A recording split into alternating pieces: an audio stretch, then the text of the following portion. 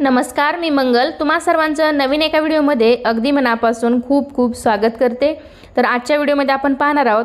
तर आपल्या सर्वांनाच माहीत आहे मुलगी कधीच आपल्या आईची ओटी भरत नाही, पण अधिक मासामध्ये मुलगी आईची ओटी भरू शकते पण सासूची नाही।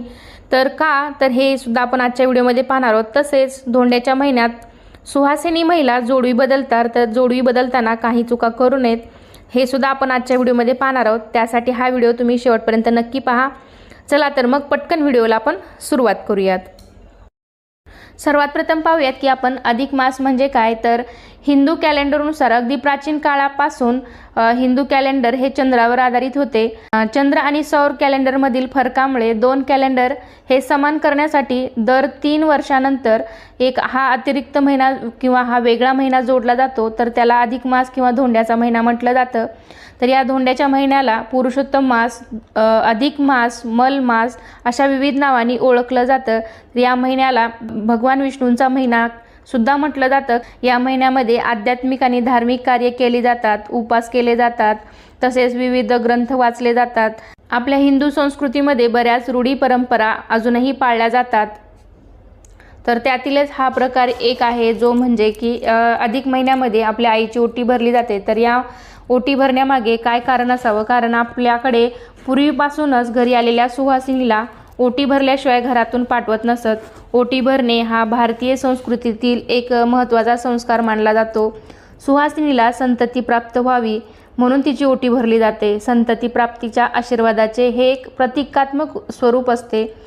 मात्र केवळ अधिक मासातच विवाहित मुलगी आपल्या सवाष्ण आईची ओटी भरू शकते असे का, किंवा त्याचं कारण काय असावं? कारण लग्न कार्यात कन्यादानाला अतिशय महत्त्व आहे। आपल्या लाडक्या लेकीला सुयोग्य हाती सोपवून तिची जबाबदारी तिच्या पतीच्या हाती सोपवणे याला कन्यादान विधी म्हणतात।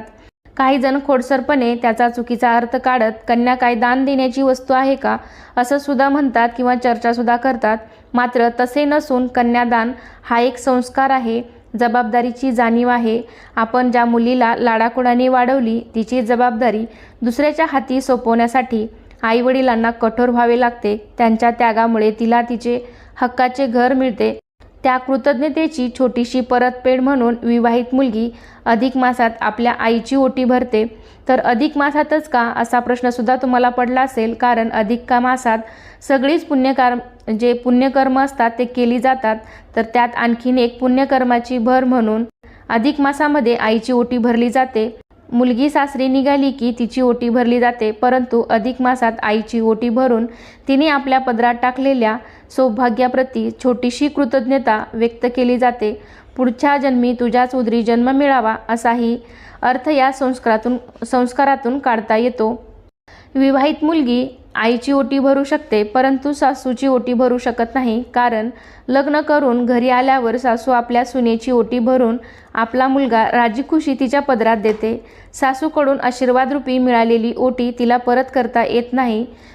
तसेच विधवा स्त्रियांची ओटी भरत नाहीत, म्हणून आईची ओटी भरणं शक्य नसेल तर अन्य सुवासिनींची खणा नारळाने ओटी भरावी। तसे केल्यानेही सौभाग्यवती स्त्रीचे मंगलमय आशीर्वाद तुम्हाला मिळतील।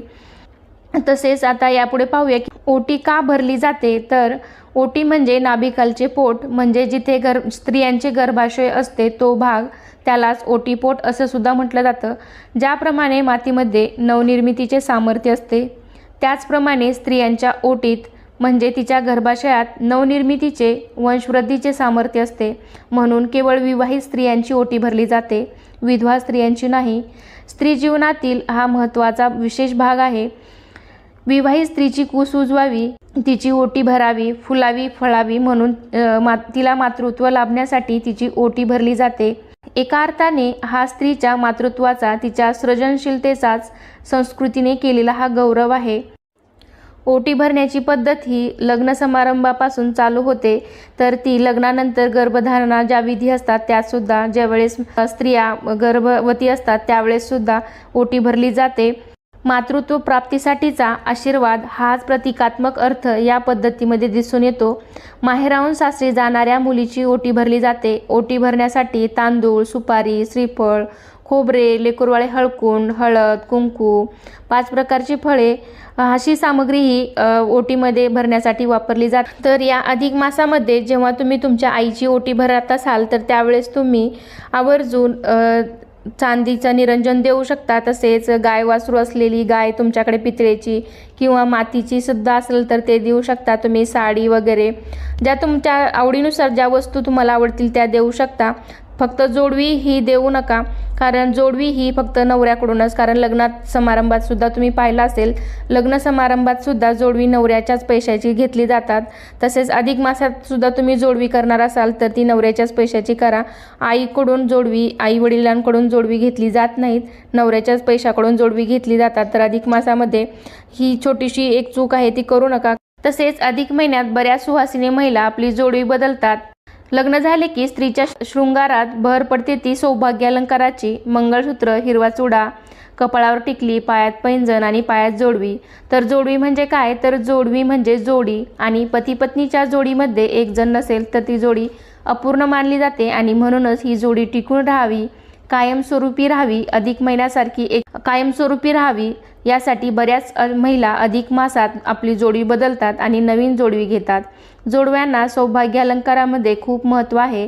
या धोंड्याच्या महिन्यात काही महिला जुनी जोडवी देऊन नवीन जोडवी खरेदी करतात किंवा पहिली जोडवी किती वजनाची होती त्यात अजून थोडी वाढ करून नवीन जोडवी घेतात।